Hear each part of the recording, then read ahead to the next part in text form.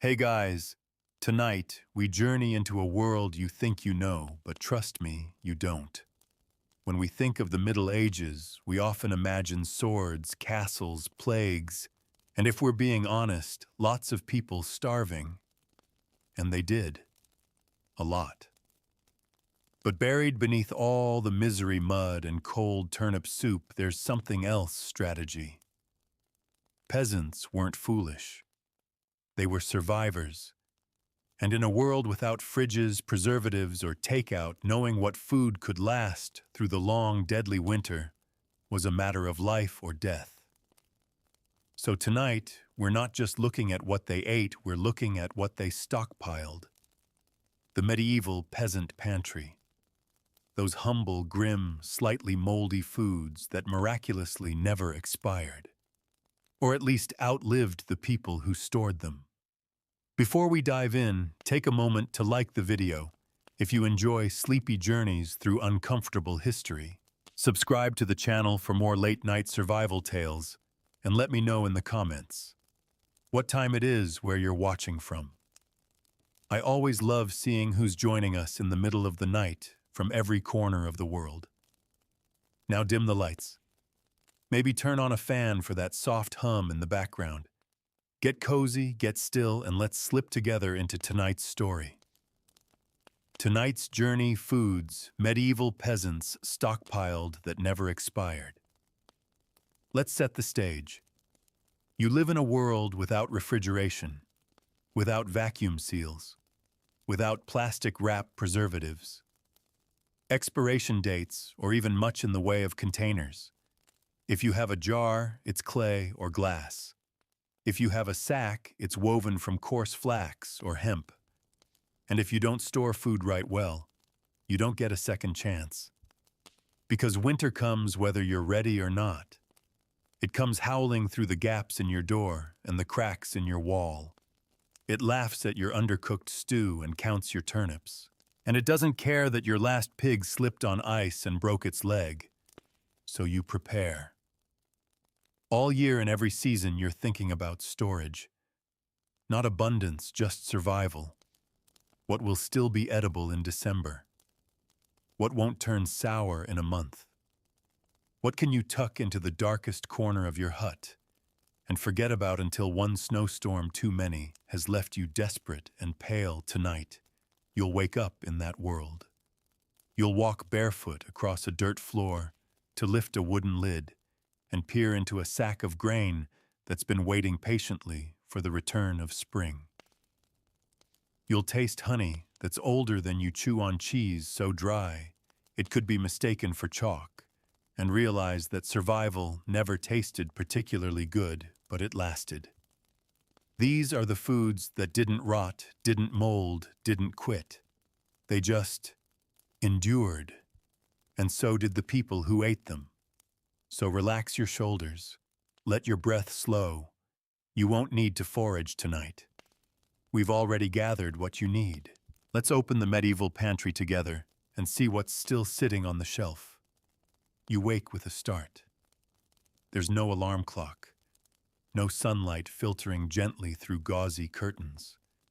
Just darkness, breath, and cold. The kind of cold that doesn't just bite, it moves in. It curls around your ribs, settles in your joints, and whispers, "Good morning. Let's see if you survive today." You're in a medieval hut, and it is exactly as glamorous as that sounds. The mattress beneath you is a sack of straw, damp, compressed, and suspiciously lumpy. It rustles beneath your every shift, releasing the occasional puff of dust or flea. Your blanket is rough wool, heavy and scratchy, barely clinging to any remaining warmth. Someone is snoring beside you. Someone else just coughed. A baby makes a soft, gurgling noise in the corner. You remember now, you're not alone. No one is. This isn't just your bedroom. It's everyone's bedroom. Your spouse, children, maybe a grandparent, maybe a cousin, or someone who showed up last week with nowhere else to go. The family goat is here too. You don't even question that. It's warm-blooded and not dead. That makes it valuable. The roof above you is low, made of thatch and shadow. Smoke stains mark the beams. There's no chimney, just a hole in the roof for smoke to escape and snow to enter. The walls are wattle and daub woven branches coated with layers of mud straw and something organic. You try not to think too hard about that part. You lift your head. You regret it. Your neck cracks. The cold, heavy air presses down like a judgment. But you have to get up, the first task of the morning. Don't die. The second. Find food. And that means checking the stores, the stockpiles, the sacred little spaces you've spent months preparing. Because outside is a frozen world. Nothing grows. Nothing moves. But inside there might still be food if you rationed right. If no one stole it. If the rats haven't found it. If the damp didn't ruin it. If. You move carefully. The floor is dirt, uneven and cold. You step over sleeping bodies, careful not to wake the toddler with the runny nose or the man with the hacking cough. You tiptoe past the pig. There's a wooden chest against the wall. You lift the lid slowly. Inside grain. Not much, but enough. A tightly packed linen sack of barley. Dry, precious, untouched. You breathe a little easier. Next to it is a block of cheese, hardened crusted, aged so long it might count as a historical artifact. You tap it. It makes a dull sound, like knocking on a door no one answers. That's how you know it's still good. There's a jar of honey, dark, thick, slightly crystallized at the top. You tilt it, watching the slow golden slide. Honey never spoils.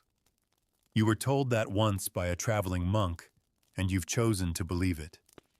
In the far corner, a small clay pot sealed with wax, salted pork, or what's left of it.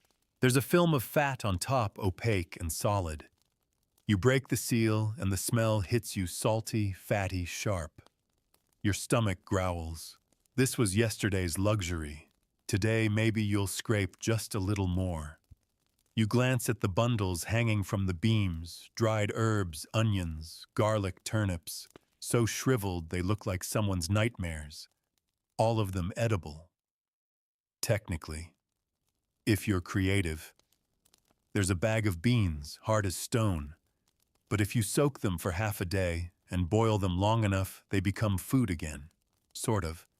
And then near the fire pit, your greatest treasure, a small blackened pot of last night's pottage. It's thick now, congealed. A few crusty bits cling to the rim. But it's warmable. And in this world, that's enough. These are your winter stores. Your little miracles. The foods that haven't died yet. The things that endure in a world designed to rot, spoil, and freeze. You haven't seen a green vegetable in weeks. Fruit is a rumor. Fresh meat. Only if something nearby dies unexpectedly. You open the door briefly just to check the weather. A blast of icy air slaps you in the face like a medieval insult. Snow. Not deep, but hard. Crusted. Icy. The kind of snow that crunches underfoot and laughs at the idea of warmth.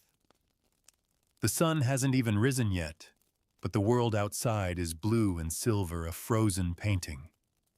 Your breath fogs the air. Your nostrils sting. You close the door quickly. It groans in its frame. Back inside, the warmth, if you can call it that, is relative. There's no fire yet, just the memory of one. A few half-glowing embers buried in ash. You crouch near the pit and begin the ritual blow, poke, add dry kindling. Whisper to it like a god, hope it listens. The first curl of smoke rises. The flame follows, weak but there. You feed it more, slowly, patiently. It takes its time like everything else in this century. Behind you, people begin to stir. The child sneezes. The old man coughs. Someone mutters in their sleep. The goat shifts and drops something you'll have to clean later. The day is beginning. And as the fire catches and the hut slowly warms, you glance again at the corner where your food stores wait. You touch the honey jar gently, like a charm. You lift the cheese and set it near the fire to soften. You stir the pottage, thinking about what you might add to it later, if anything. Because food in this world isn't just food. It's security. It's preparation. It's a small rebellion against the cold and the hunger that waits patiently outside your door. You made it through the night, and thanks to what's hidden in clay pots and wax-sealed jars, you might just make it through another. The fire crackles now soft and steady. Its glow spills across the floor, chasing away the worst of the night's chill. You crouch near it, hands outstretched, fingers stiff and slow. The heat creeps into your bones like a reluctant guest. Around you, the room is stirring. The others wake in stages, groans, coughs, the rustle of straw, the grumbling of a child whose feet are already cold. No one leaps from bed. No one stretches with energy. Morning in a medieval hut is not triumphant. It's survival resumed. And first up, food, or something like it. You fetch the small black pot that's hung beside the fire, the one you so carefully guarded through the long night. You remove the lid. Inside, the remains of last night's pottage have hardened into something between porridge and despair. But it's what you've got. You set it over the fire and add a bit of water snow melted from a bucket just outside the door. It hisses as it hits the iron steam, puffing up like breath. You stir with a wooden spoon worn thin at the edges. The stew begins to loosen, softening again into something you can call breakfast.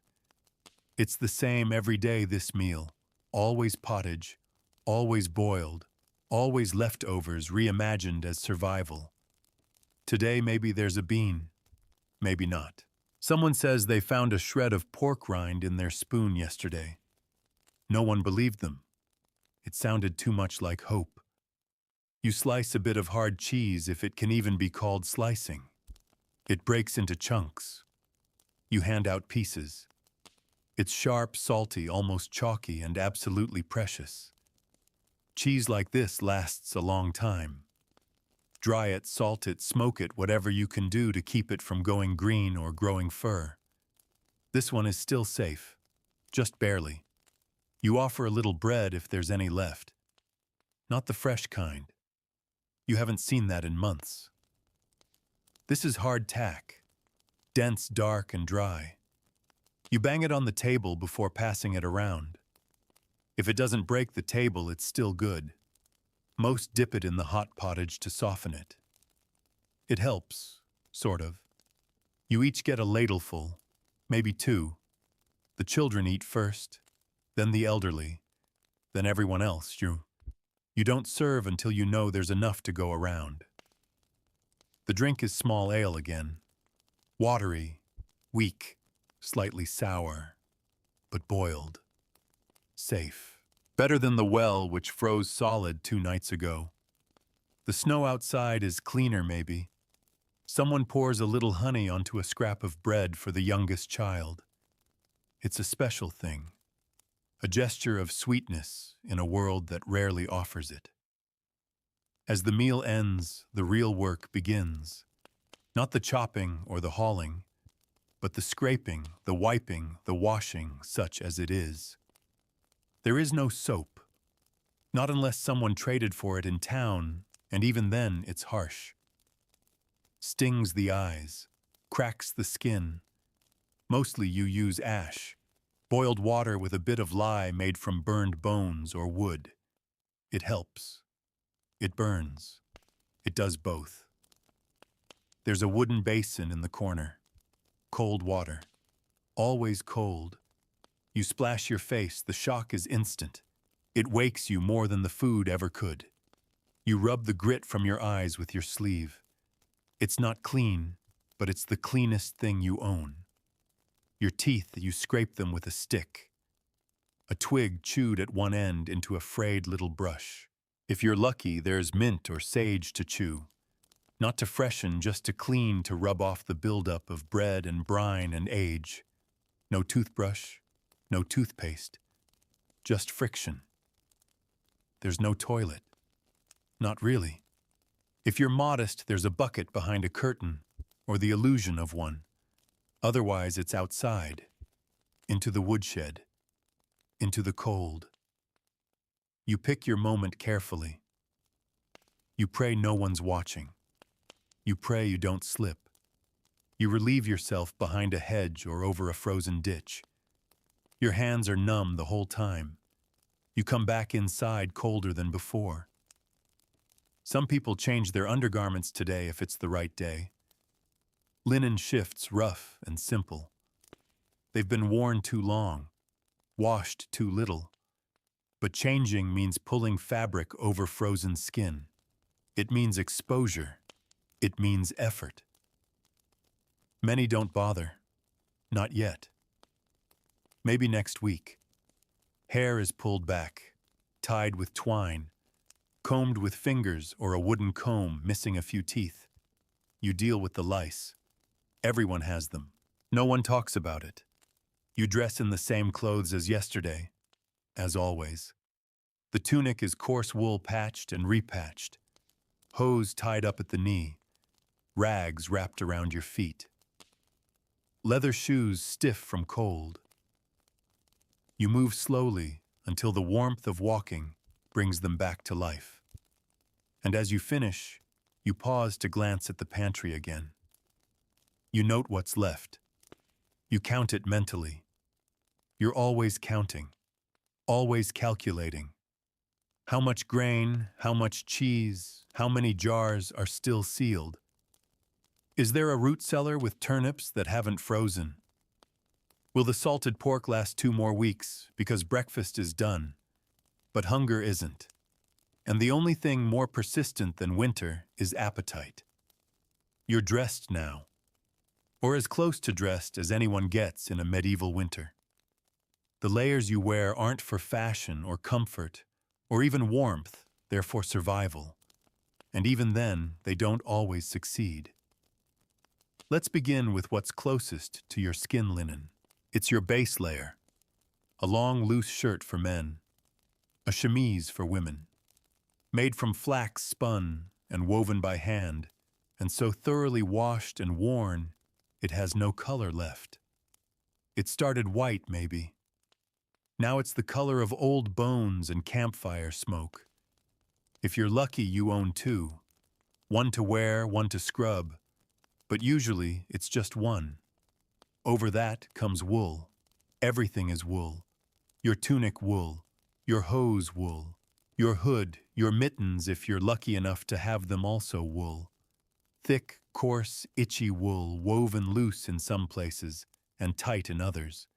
It traps heat when dry, holds damp when wet. It's always somewhere in between. Your tunic reaches your thighs or knees belted with a rope or leather cord. The belt doesn't just hold it shut. It holds everything: knife pouch, flint, maybe a little wax-wrapped cheese if you're feeling bold. The hose, 2 separate leg coverings are tied at the waist or thigh depending on your wealth and dignity. They sag constantly. You fix them constantly. Eventually you give up. On your feet, rags first, then maybe shoes. Your shoes are leather, handmade, patched, stitched, hardened by wear. No tread, no arch support, no waterproof lining. The soles are thin. You feel every stone, every clod of frozen mud, every sharp shard of... And over it all, your cloak. Wool again, thicker, sometimes lined with fur rabbit if you're lucky. It fastens with a wooden pin or a knotted cord. It smells like smoke, wet earth, and the hundreds of days it's kept you from freezing. It's your blanket, your shield, your comfort. You sleep in it, work in it, wrap your children in it when they shiver. You don't change clothes daily. You don't wash them often.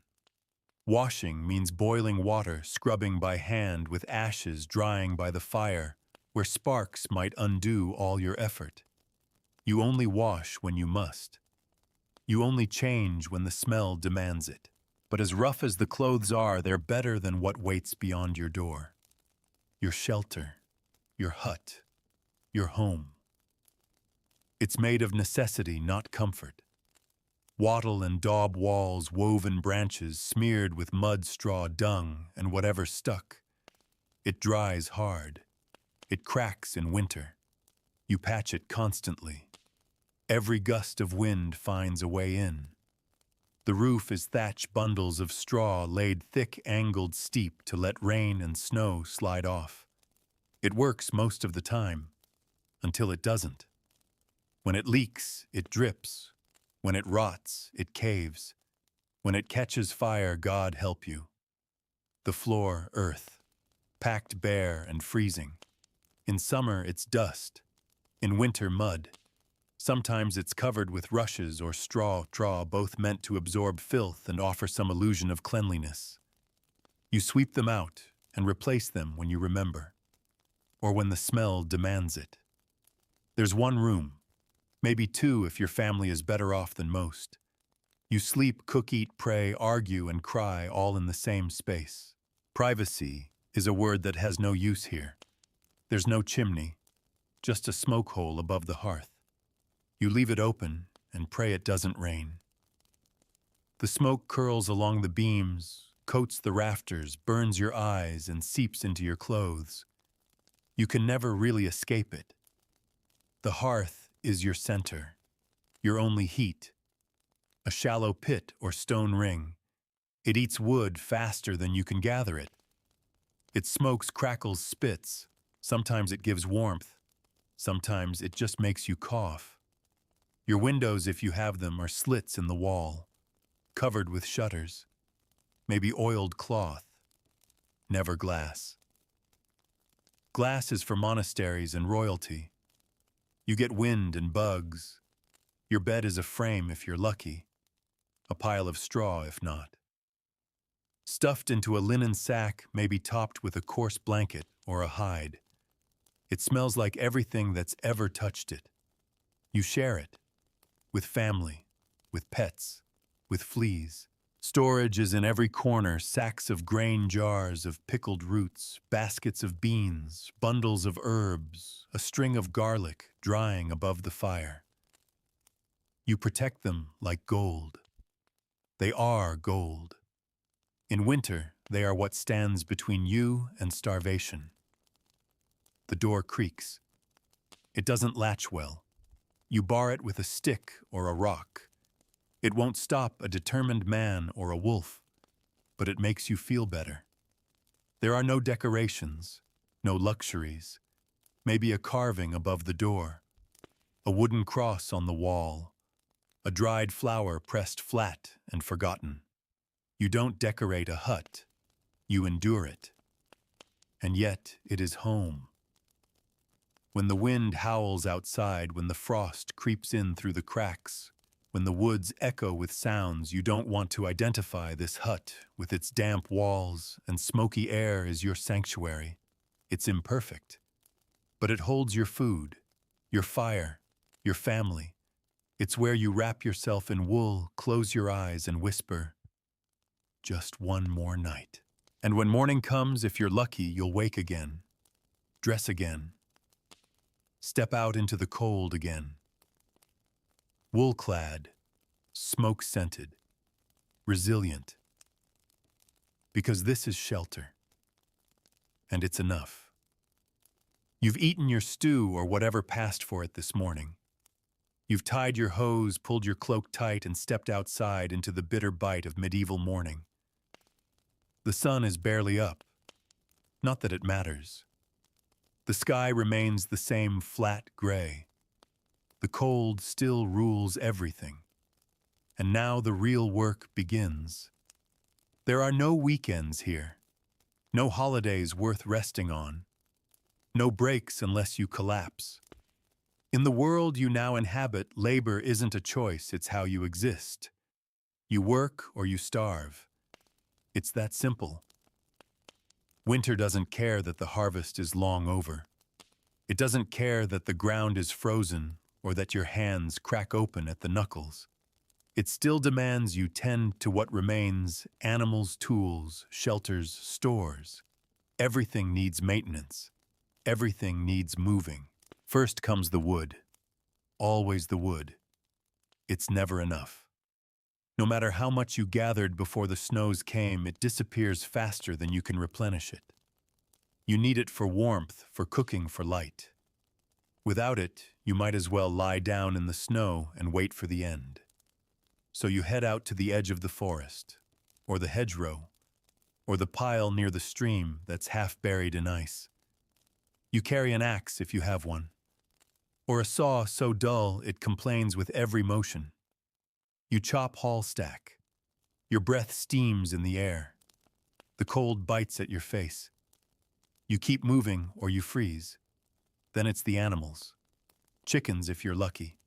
A goat. Maybe a pig grunting miserably in its pen.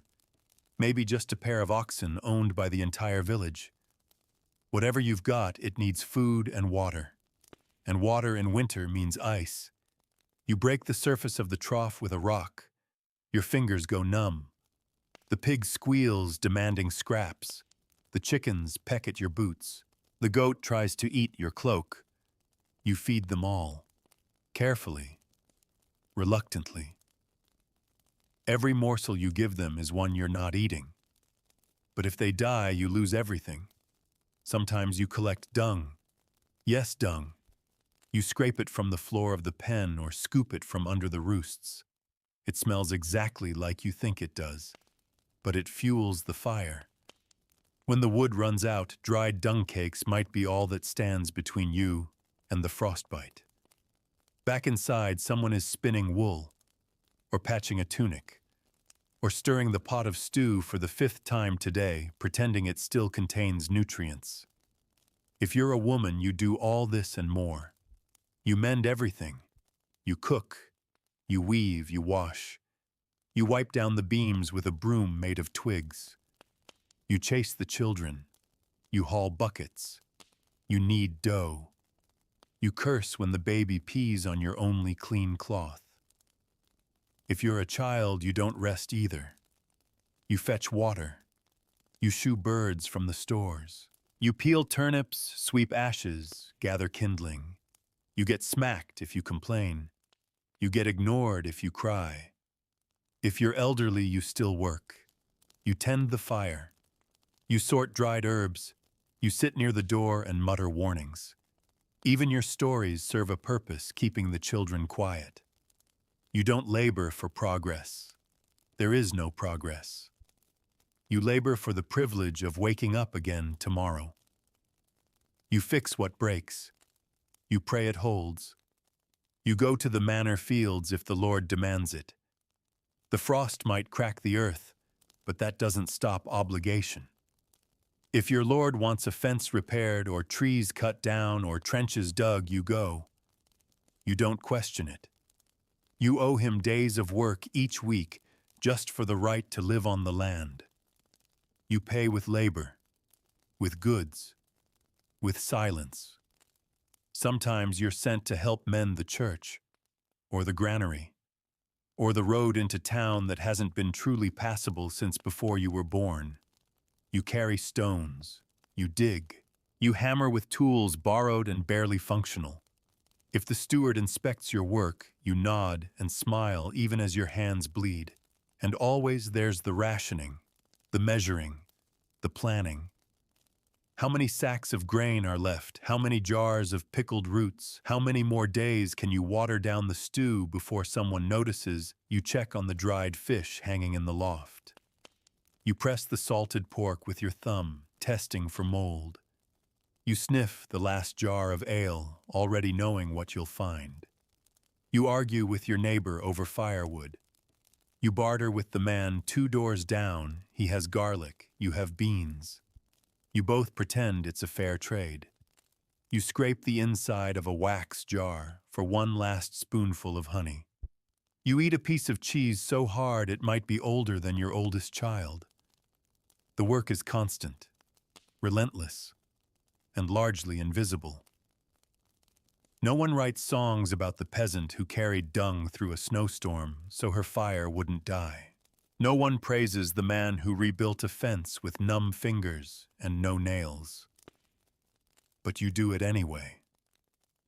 Because your stomach demands it. Your family expects it. And the cold has no mercy for the idle. When the sun begins to dip far too early, you trudge back to your hut. Your boots are soaked. Your cloak smells like sweat and smoke. Your hands are stiff. Your back aches. You sit by the fire, or what's left of it. You poke it back to life, and you let the exhaustion settle in. You don't celebrate what you did. You just hope it was enough. Tomorrow it begins again, and you'll wake knowing winter isn't something you live through. It's something you work through, every hour, every day, until the thaw. The fire is down to embers again. You sit near it watching the soft glow dance against the smoky walls of your hut. Outside, the sky has turned to ash. The wind slips beneath the door like a rumor. Your back aches. Your fingers are raw. But your mind is awake. Because in the stillness of evening, something else creeps in. Not hunger, not cold, but belief. In this world, belief isn't optional. It isn't debated or doubted. It's not a matter of feeling, it's the scaffolding of reality. The bones of your worldview. You believe in God. Absolutely. Not just on Sunday. Not in theory. God is everywhere, watching, judging, listening. You cross yourself when you sneeze. You mutter God willing before even the smallest plan.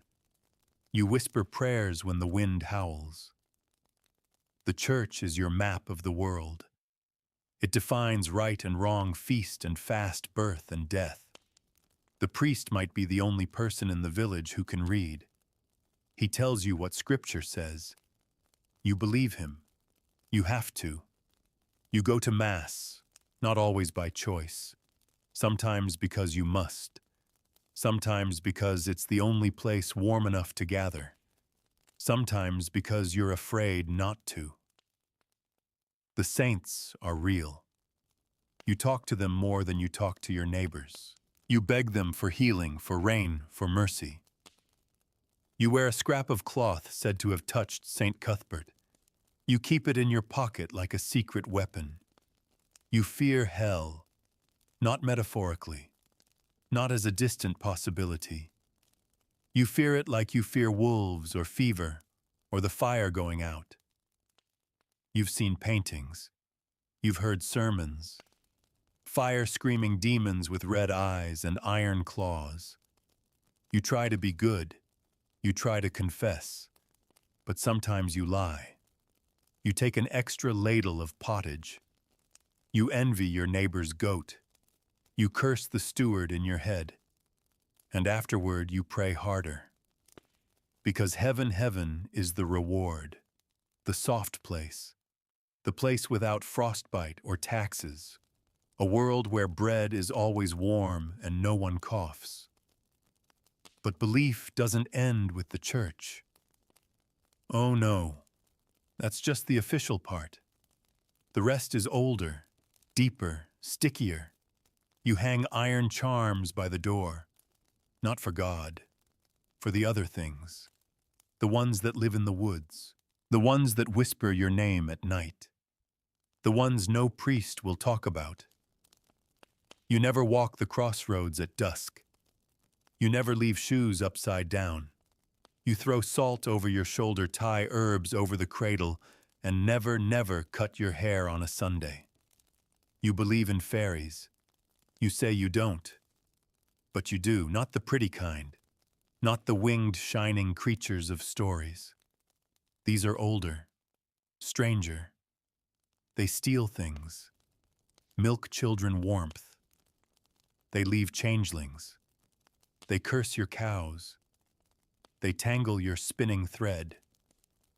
So you leave offerings, a bowl of milk, a crumb of bread, just in case. Witches. Oh yes, they exist. You've seen the signs. A cow gives sour milk, someone's cursed you. A baby cries all night. Someone hexed the crib. Your husband trips and breaks his arm, someone wanted him weak. You know who it was, probably. And even if you don't, you pretend you do.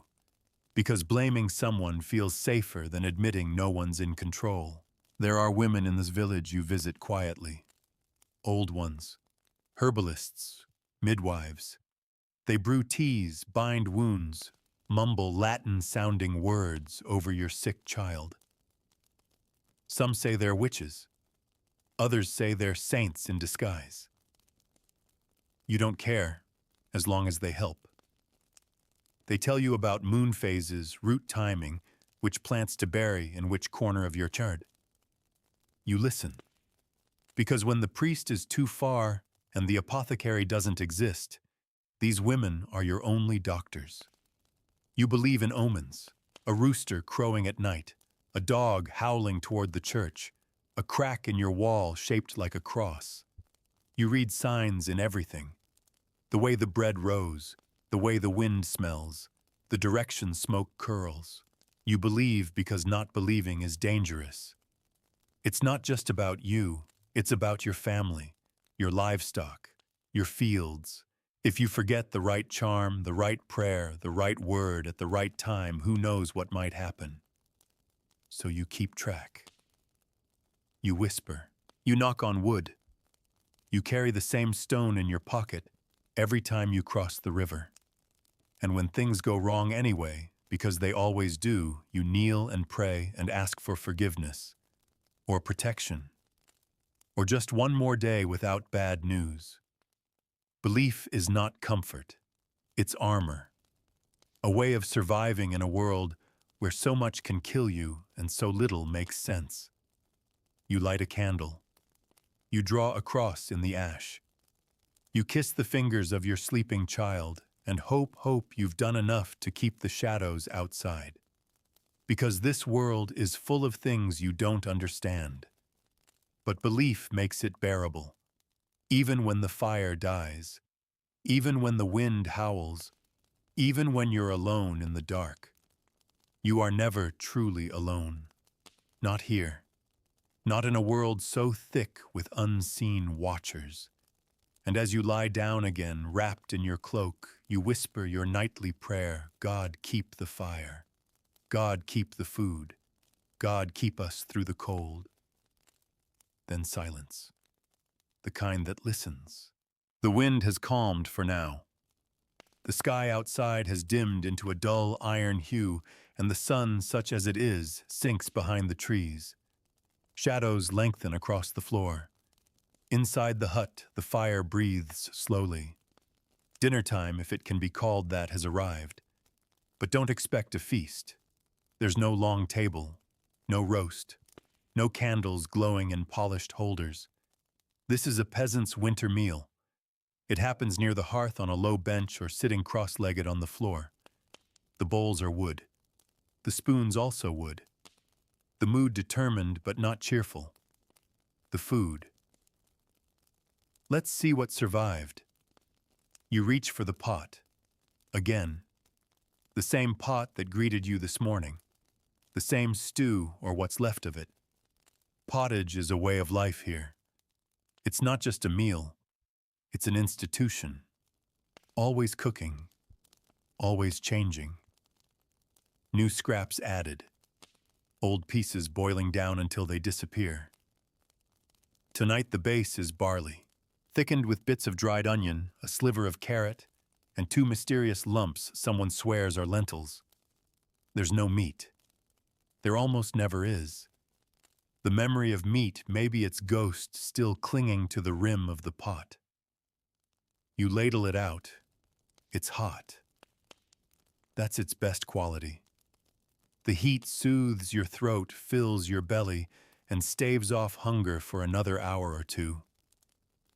The taste earthy, salty, slightly sour from yesterday's cabbage. You chew slowly, not because you're savoring it, but because chewing makes it last longer. You pass around a bit of hard cheese cut into wedges that might double as building material. A strip of dried apple, shriveled but sweet, appears from a cloth-wrapped bundle. It's a rare treat. Something saved from autumn's final haul. There's bread, too, dark, dense, and harder than ideal. You dip it into your bowl to soften it. It sort of works. Everyone eats in silence for a while, save for the occasional clink of spoon against bowl or someone slurping a little too loudly. For drink, it's ale again, small ale, weak, barely fermented, and safer than water. It's warm from sitting near the fire all day, but no one complains. You sip. It's sour, but not unpleasant. More like a drinkable loaf of bread. If someone's been clever, they've brought out a jug of mead honey wine. Thick, golden, and precious. You only take a sip. It's strong. Too strong for every day. But tonight maybe it helps take the edge off. And then once everyone's eaten comes something that feels close to peace. Conversation. It's slow, but it's there. Someone mentions a cow that gave birth in the frost. Someone else swears they saw a comet last night. An old woman tells a story again. You've heard it before, but you let her tell it. It's something to fill the air. This is the closest thing to entertainment you'll get tonight. There's no stage, no instruments, but someone sings, off-key, a folk song older than anyone in the room. You hum along. Another joins in. The melody loops. It doesn't need to go anywhere. It just needs to exist. Sometimes someone tells a riddle, or a joke usually involving the village priest or a goat. The children laugh. You smile. It feels good, this kind of laughter. Brief. Bare. Real. If it's a festival time like Yule or a Saint's Day, things might get livelier. You might walk to the tavern if your village has one. A dark wooden room lit with rushlights packed with neighbors. There ale flows freely. Someone plays a pipe. Someone else claps along. The floor is dirt, the air thick with smoke and laughter and spilled drink. You dance or something like dancing. You stomp your feet, sway your arms, try not to fall over. You've got no rhythm, but neither does anyone else. That's not the point. The point is forgetting for a little while. Forgetting the cold. Forgetting the aching in your legs. Forgetting that tomorrow is another day of scraping by. Sometimes someone tells a tale. A knight. A dragon. A woman who tricked the devil. A man who wrestled death and won only to find out his wife had already done it twice. You know they aren't true. That's fine. They don't need to be. Truth is heavy. Stories are warm. Eventually the children grow tired. They lean against you. One falls asleep in your lap. Someone yawns, the fire pops. A neighbor says goodnight and slips out into the dark. And now it's just you and the last of the glowing coals. You sit a moment longer. This meal wasn't luxurious. It wasn't rich, but it was shared. And that in the Middle Ages is rare magic. A full belly, a warm fire, a voice still singing quietly to itself in the corner. It's not much. But here tonight, it's enough. It's later now. The fire is down to faint orange threads beneath the ash. You sit still, listening to the breath of your family. Someone snores. Someone wheezes. Someone coughs, that long, dragging kind of cough that makes your spine ache just hearing it. You know that cough? Everyone does. It's the one that doesn't go away. In the Middle Ages, sickness isn't an event. It's a constant. A hum beneath every day. You live with it the way you live with cold or hunger or smoke in the air. It's always there, waiting. There's no doctor coming. There's no clinic to visit. No pharmacy with tidy labels and hopeful instructions. If you're sick, your options are limited. You try prayer first. It can't hurt. And honestly, it's your best shot. You whisper names to the saints. You offer coins to the Virgin. You light a stub of candle and hope the wax burns straight up. You promise things, vows, penance, silence if only the fever will break. Then you try plants. Someone in the village knows a few remedies. Maybe an old woman who talks to her herbs. Maybe a midwife with more wisdom than she's allowed to admit. She brews you tea from nettles, thyme, and wormwood. It tastes like bitterness and bark. You drink it anyway. If you're lucky, it helps. If you're not, things get worse. You spike a fever, your skin burns, or chills, or both. Your limbs feel heavy. You sweat through your linen shift, then shiver in the aftermath. You see things, hear things, a shadow at the corner of the room. A voice in the rafters. The devil in the corner. A saint at your bedside. You're not sure which is worse. There's no diagnosis, no Latin name for what's inside you. It could be a chill, or the bloody flux, or St. Anthony's fire, or the plague. No one says the last one aloud. Your family keeps watch. They wipe your forehead with rags dipped in cold water. They hold your hand. They pray. They also prepare. Because death comes fast, and if you die, your body must be buried quickly. The ground is frozen, but it doesn't matter. The priest will be called, the grave dug, the shroud wrapped. There's no time for mourning. Not really. Not when every hour means another child might fall ill. If you live, if the fever breaks, if the bleeding stops, if your skin doesn't blacken and slough off, there is celebration. Quiet, of course, but real. Bread is shared. Ale is poured. You're blessed again. You're allowed to speak. But the fear lingers. Because next time you might not be lucky, and there's always a next time. Even small wounds are threats. A cut from a rusty blade. A bite from a rat. A blister that festers. Infection is the silent killer here. You smell it before you see it. The stink of rot. The heat in the skin. The spreading red lines. The solution letting blood. It sounds like madness. But they believe in humors here, 4 bodily fluids that must stay in balance. Blood phlegm, yellow bile, black bile. Too much of anyone and the body is sick, so you bleed it out. The village barber might do it, or the priest, or someone's uncle with a sharp knife and a steady hand. You sit still. You bite down on leather. You try not to scream as the blade opens your skin and your lifeblood trickles into a bowl. Sometimes it works. Sometimes it doesn't. And then there's childbirth. It's not a miracle. It's a battlefield. Women go into labor knowing they may not come back. They pray not for ease, but for survival. The midwife comes. She's fast, calm, efficient. She's seen too much. The tools are basic. The knowledge ancient.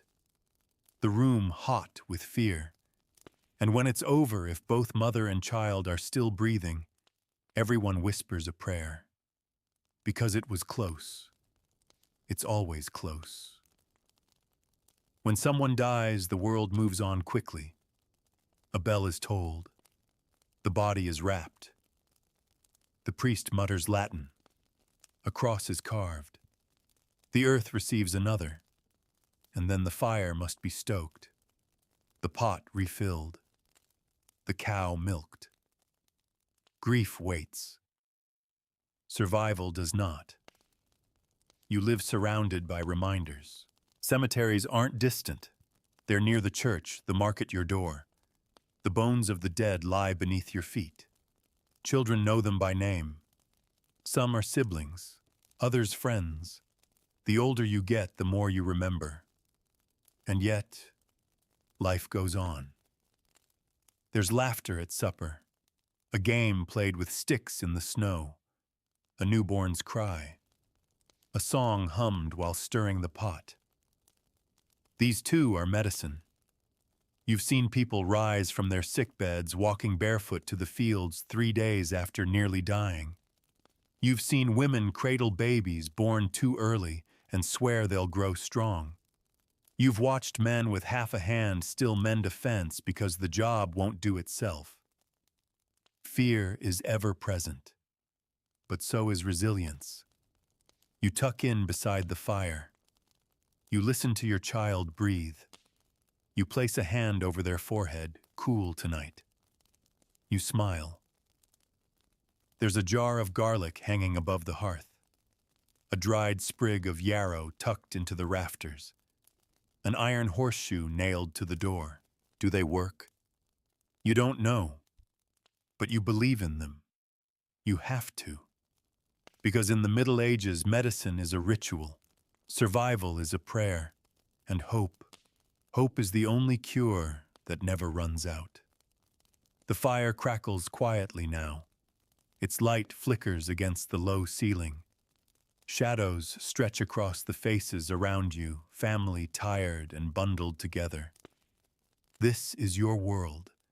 These are your people. And tonight, like every night, you survive together. Let's talk about them. Women in your world are the gears that keep everything moving, and no one lets them stop. From the moment a girl can carry a bucket or sweep a floor, she works. She helps her mother. She mends, she spins. She gathers kindling. She rocks the baby. If she's strong, she learns to milk the goat. If she's clever, she memorizes recipes, herbs, cures. But she never stops. By her teens, she's likely betrothed, if not already married. The match wasn't made with poetry. It was made with pigs or land, or the need for another strong back in a household short on hands. Love might come later. Or not. Her body isn't her own. It belongs to the seasons, to labor, to childbirth. And childbirth here is never easy. Each pregnancy is a gamble. The midwife is summoned. Water is boiled. Hands are held. Pain is endured without complaint. No screaming, it scares the livestock. No drama, it draws bad luck. You push, you bleed, you hope. And if you survive, if the baby cries and your heart keeps beating, you go back to work. You strap the baby to your chest and return to the churn. You don't get maternity leave. You get firewood to chop, mouths to feed, and laundry that won't clean itself. And somehow you still laugh. You find joy in small things, a ribbon in your hair, a quiet moment at the fire, a baby's hand grasping your finger in the dark. You tell stories, you hum lullabies, you carry the weight and still manage to smile. Children, meanwhile, aren't quite what you think they are. They're not sheltered, not pampered. Childhood, as you know it, doesn't exist here. From the moment they can walk, they can carry. And from the moment they can carry, they work. A 3-year-old herds chickens. A 5-year-old gathers kindling. A 7-year-old helps in the fields. By 10, they're little adults with chores, obligations, and skills that could rival most grown-ups today. There are games, laughter, running through mud, jumping in puddles, rolling hoops with sticks. But it's always short-lived. Play ends the moment someone calls. Children learn fast. They have to. Illness claims them young. Accidents happen. You've seen parents bury tiny bodies in frozen ground, holding back tears so the others won't lose hope. You learn not to name your babies too soon. You wait. You see if they last the winter. But when they do survive, they become tough, resilient, wise beyond their years. They mimic their parents' every movement, every tone. A boy sharpens his knife like his father. A girl ties her braid like her mother. And then there's the family unit itself. It's not nuclear. It's not neat. Your home includes whoever needs it. Grandparents, cousins, widowed neighbors, orphaned children. Space is limited, but care is not. You sleep head to foot, side by side. You eat from the same bowl. You share lice and laughter. There is no privacy, no me time. You know when your brother is lying from the way he scratches his nose. You can tell your sister's mood by the way she slices turnips. You know when your father is hurting, even when he swears he's fine. Arguments are loud. Forgiveness is quiet.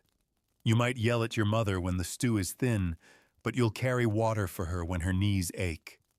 You might fight with your brother over chores, but you'll defend him with a shovel if anyone dares insult him in the village. Family isn't perfect. It's survival. The fireside is your anchor. Meals are moments of calm, of warmth, of eye contact. Even if the food is terrible, you're eating together. That means something. Stories are shared here.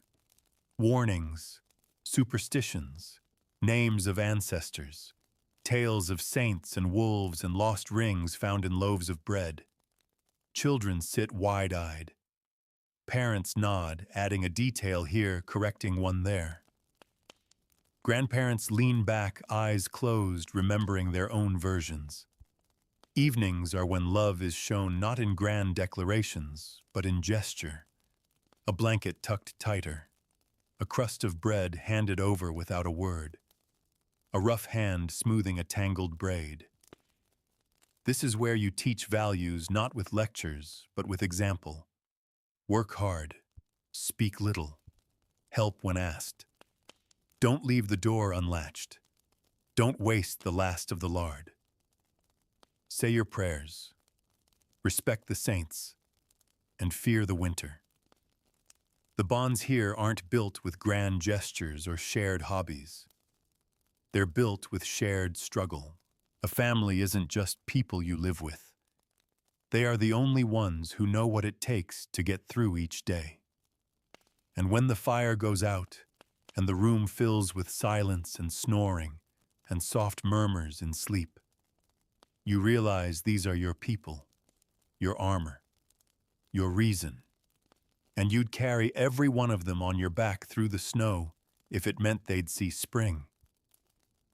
The midday sun, pale and distant, sinks low over the village.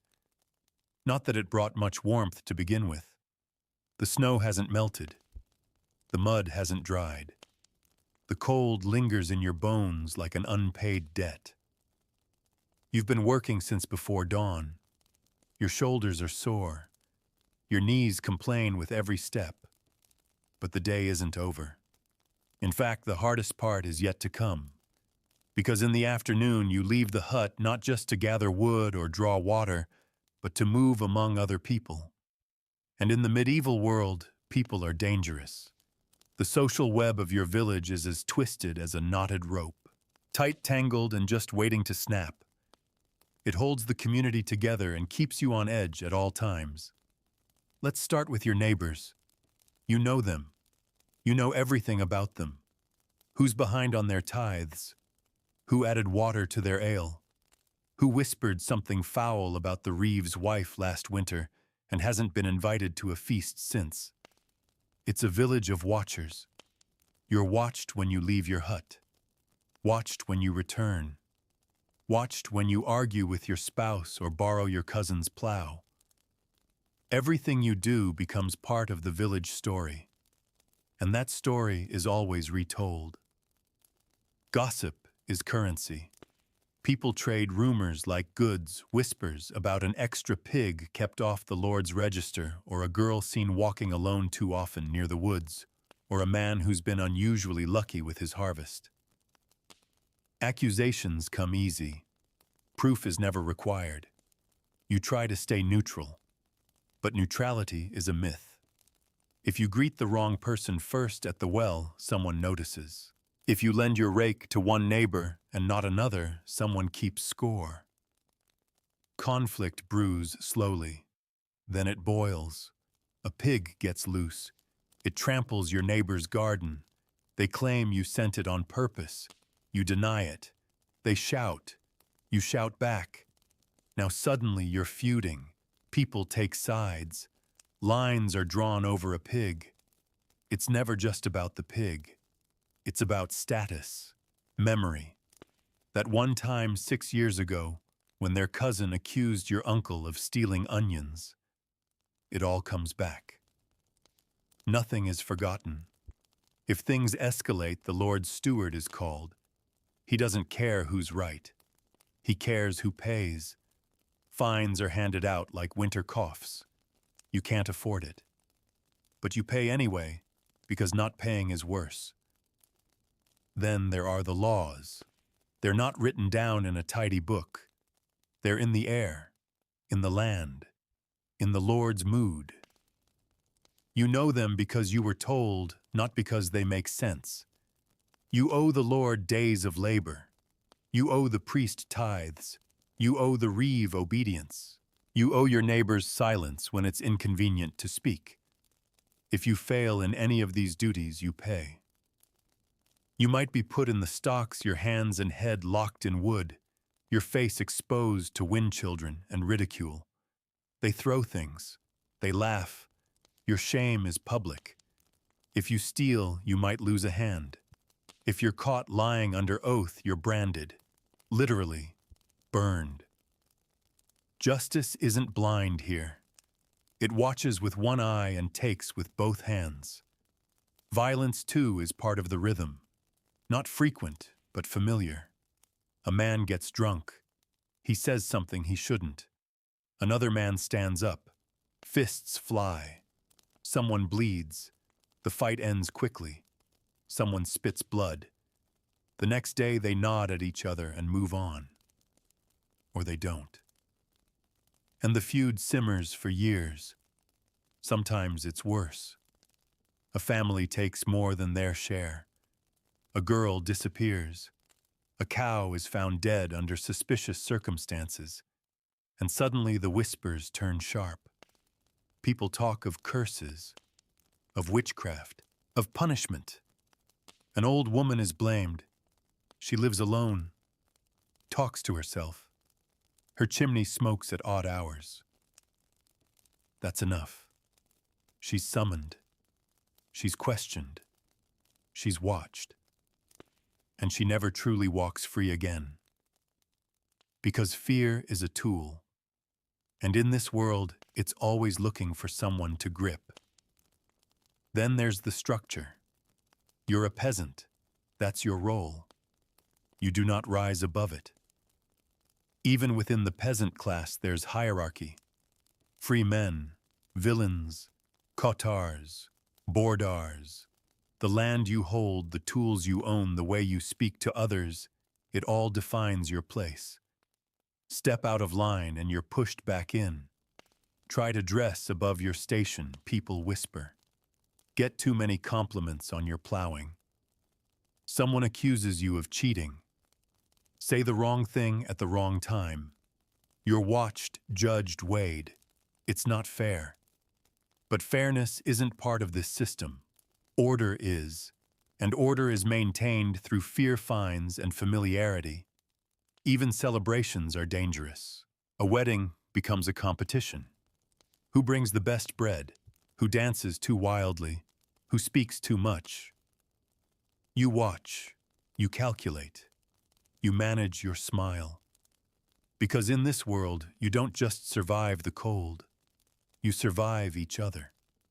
So as you walk home in the afternoon's fading light, you carry more than firewood. You carry silence, secrets, the weight of unspoken rivalries, and the knowledge that tomorrow it all begins again. You'll wake up, put on your patched cloak, nod at your neighbor, smile at the man who fined you last week, and you'll play your part. Because peace isn't the absence of conflict, it's the art of avoiding it. Night has returned. It arrives fast in winter. The sky darkens as though someone poured ink over the horizon. The village is wrapped in shadow before you've even finished your last task of the day. And suddenly, everything changes. The world outside is no longer merely cold, it is dangerous. You feel it the moment the last light disappears. Your body stiffens. Your mind sharpens. Because in the Middle Ages, darkness is not a passive thing. It is active. It creeps. It hunts. And it hides things best left unseen. Inside the hut, the fire is the only defense. You feed it carefully, coaxing the embers to life. A few sticks, a twist of straw. Not too much, you're running low, but enough. Enough to keep the dark at bay. Enough to hold the night outside for now. Everyone's home. No one lingers outside after sunset, not unless they have a death wish, or worse, an invitation from something unholy. The door is barred, not locked. You have no lock, just a wooden beam pressed tight across it. It won't stop a determined man, or a bear, but it makes you feel like you've done something. Dinner has been eaten. The bowls are wiped with crusts of bread. The children have curled up near the fire. You sit on the ground, your back against the wall, staring into the flames like they might offer answers. And around you, the sounds of the night begin. You hear the wind whispering through the thatch like an old woman telling secrets. You hear footsteps, probably a goat, probably. You hear the howling. Wolves are real, not stories, not metaphors, real and hungry. You've seen what they leave behind. Half a lamb, a scatter of bones, blood-soaked snow. You've heard tales of them slipping into huts through unlatched doors, dragging children away. No one wants to believe it, but they never leave the door unbarred again. You also fear fire, not the hearth, the other kind. The one that starts when a stray ember catches on a straw mat. When a careless candle falls. When a child kicks over a pot. And suddenly, your home, everything you own, becomes ash. Fire spreads fast when your roof is dry grass and your walls are mud smeared with hope. There is no fire brigade, no emergency bucket chain. If the blaze starts, you run. You scream, and you hope the wind blows the right direction. Then there's crime. Desperation grows in winter. A man who would never steal in summer might break in for food now, or fuel, or because his child is sick and he has nothing left to lose. And he won't knock. He'll slip in through the back wall, or the window slit, or the place where the daub has crumbled. He'll take what he can carry. Sometimes more. And you may never know who it was. Because even in small villages, justice sleeps lightly. You try to sleep, but sleep is not rest, not here. The bed, if you can call it that, is straw, packed tight into a sack, lumpy, cold, shared, always shared. You lie down with your spouse, your children, your grandmother. Sometimes the dog, sometimes the pig, not for love, for warmth. You pull the cloak tighter, You feel the fleas bite. You ignore them. There's nothing else to do. You listen. Someone is snoring. Someone is breathing too shallow. Someone is whispering a prayer. You whisper your own. A child coughs. It's dry. But what if it gets worse? What if it's not just the air? What if the fever comes, your eyes stay open long after your body begs for sleep? Because death walks freely at night. It comes quietly, through illness, through hunger, through cold. You've known people who went to bed with a headache and never woke up. You've seen children stiff and still by morning. You've watched the strong wither, the old fade. Sometimes it's fast. Sometimes it takes its time, but it always comes. And when it does, you bury them deep. Or not at all if the ground is frozen. You cover the body with straw. You wait for thaw.